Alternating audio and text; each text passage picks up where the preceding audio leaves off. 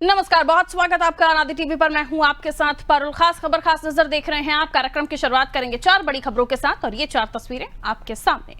सबसे पहले हम बात करने वाले हैं राजधानी भोपाल की। एडीजी के फरमान की मध्य प्रदेश पुलिस भर्ती में नए कांस्टेबल ट्रेनिंग के दौरान रामायण पाठ करेंगे। ये सलाह पुलिस मुख्यालय के एडीजी राजा बाबू सिंह ने दी है।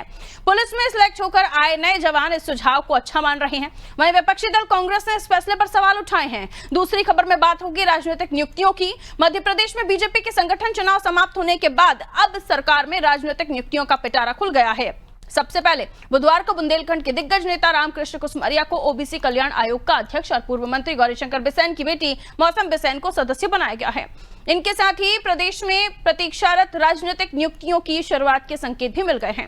तीसरी खबर में बात करेंगे धर्मांतरण मामले में आरोपी झांगुर की। उत्तर प्रदेश के बलरामपुर में अवैध धर्मांतरण और मनी लॉन्ड्रिंग के मामले में फंसे जलालुद्दीन उर्फ झांगुर बाबा और उनके करीबी सहयोगी नवीन रोहरा उर्फ जमालुद्दीन की मुश्किलें बढ़ती जा रही हैं।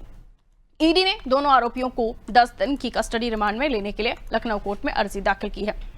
चौथी खबर में बात करेंगे मेन पार्ट में हाथियों के आतंक की।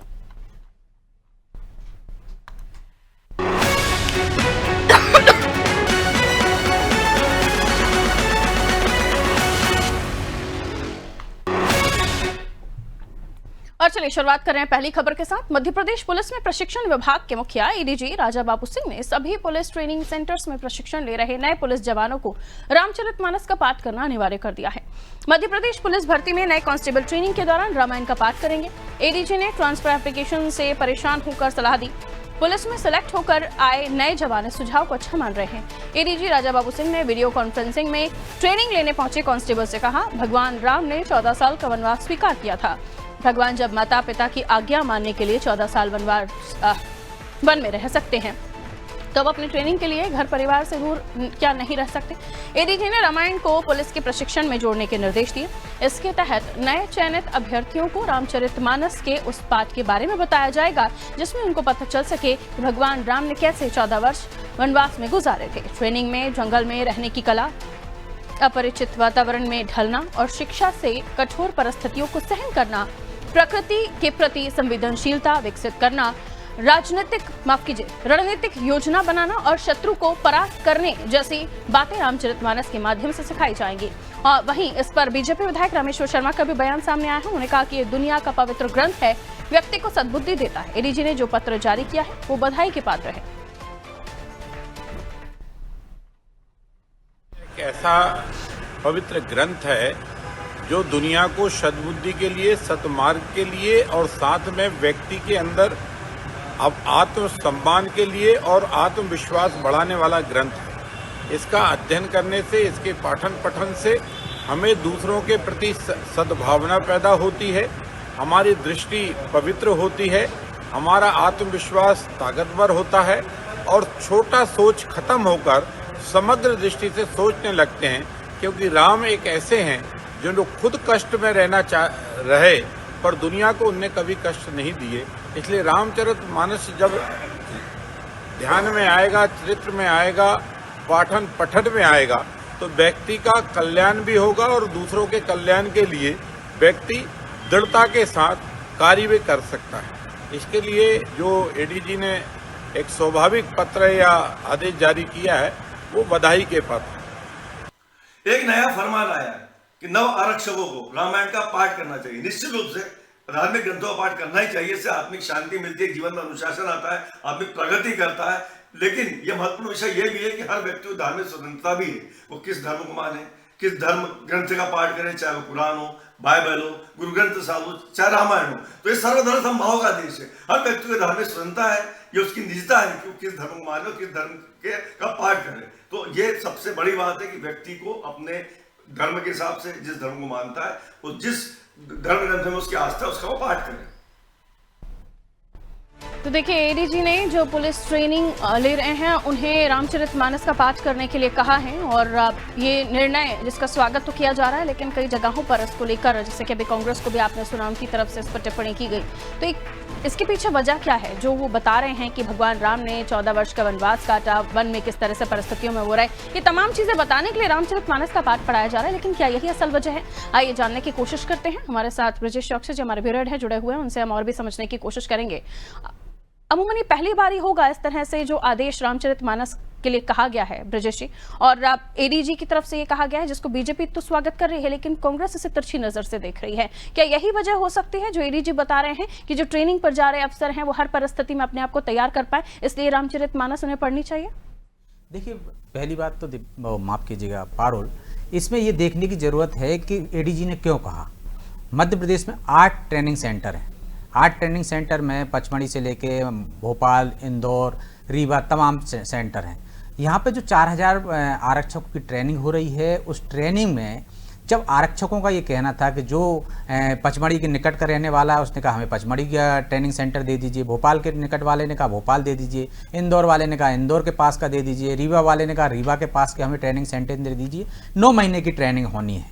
तब एडीजी ने कहा कि बहुत सारे उनके पास इस तरह के पत्र आए थे। तब उन्होंने लोगों को ये उपदेश देते हुए कि रामायण पढ़ी क्या आपने, रामायण में भगवान राम 14 वर्ष तक वनवास में रहे हैं, आप 9 महीने की ट्रेनिंग नहीं कर पा रहे हैं, आपको ये सीख लेने के लिए आपको रामायण पढ़ने की ज़रूरत है, और रामायण पढ़ेंगे तो आपको बहुत सारी सीख मिलेगी। हर धार्मिक ग्रंथ से बहुत सारी सीख मिलती है। ये कोई फरमान नहीं था, ये सिर्फ एक उन्होंने जो वर्चुअली जुड़े थे, जो आरक्षक जो ट्रेनिंग ले रहे हैं उनको संबोधित करते हुए उन्होंने कहा था कि आप रामायण पढ़िए तो आपसे बहुत सारी सीखें आपको उसमें मिलेंगी, आपके मानव विकास में, आपके व्यक्ति निर्माण में, आपके सहनशीलता में, आपके अच्छे व्यक्ति बनने में, वो तमाम चीज़ें रामायण में वो सब गुण हैं। जैसे हम कहते हैं मर्यादा पुरुषोत्तम राम कितनी कठिन परिस्थितियों में कैसे राम बने, ये अयोध्या के राजा के बेटे से उनका वनवासी जीवन से लेके फिर राजा तक बनने का सफर जो है वो बहुत सारी सीख देता है इंसान को। और रामचरितमानस से बहुत सारे सीख तो मिलती है, सेवा कैसे की जानी चाहिए समाज की, समाज के साथ कैसा व्यवहार किया जाना चाहिए लोगों से, तो ये सीख के लिए उन्होंने एक उपदेश दिया था कि जब आप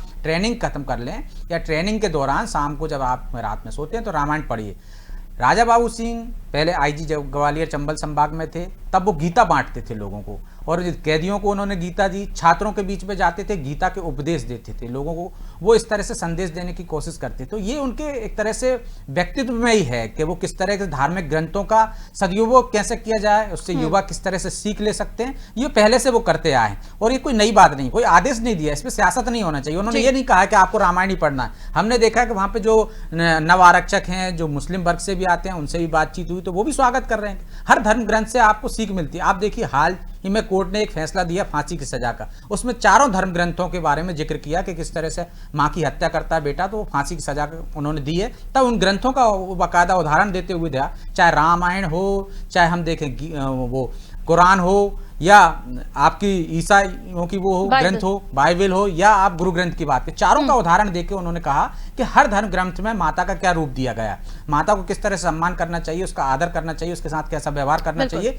ये माफ करने लायक नहीं, वो फांसी की सजा का। तो कोर्ट भी ऐसे उदाहरण देती है। यदि एडीजी ने दे दिया है ये उदाहरण और कहा है लोगों से पढ़िए, उन्होंने किसी को बाध्य नहीं किया है क्या आपको रामायण ही पढ़ना है, यदि कोई कुरान पढ़ना चाहे कुरान पढ़ सकता है, सब में अच्छी सीख दी जाती है। उन्होंने एक उदाहरण दिया था जिस पर सियासत हो रही है। मुझे लगता है कि जो अच्छे उदाहरण हैं उस पर सियासत नहीं करनी चाहिए, धार्मिक ग्रंथों पर सियासत नहीं करनी चाहिए, इससे बहुत कुछ सीखने को मिलता है। और एडीजी का मंशा वही रही है कि जो लोगों में इतना धैर्य नहीं है कि नए आरक्षक आए हैं कि वो सिर्फ 9 महीने की ट्रेनिंग घर के पास करना चाहते हैं, वो जब आरक्षक की ट्रेनिंग लेने के बाद जब फील्ड में रहेंगे तब उनकी मंशा रहेगी कि जिले में अपने आसपास के घर के आसपास उनकी पोस्टिंग हो जाए, जबकि उनकी भर्ती हुई है तो पूरे मध्य प्रदेश में कहीं भी उनकी ड्यूटी लगाई जा सकती है। तो ये सही उपदेश था उनका। और निश्चित तौर पर जब रामायण पढ़ेंगे इस तरह का वो, तो उनमें वो भावना आएगी कि किस तरह से समाज सेवा करना है, किस तरह से राम जी ने लोगों को साथ में रख के किस तरह से अपनी एक सेना बनाई थी, चाहे गरीब हों चाहे दलित हों, जिस तरह से सबरी का उदाहरण, तो ये तमाम चीजें सीखेंगे तो उनका एक चरित्र वैसा निर्माण करने की उनकी कोशिश थी। मुझे लगता है इस पर सियासत नहीं होनी चाहिए। बिल्कुल, बहुत शुक्रिया ब्रजेश जानकारी के लिए।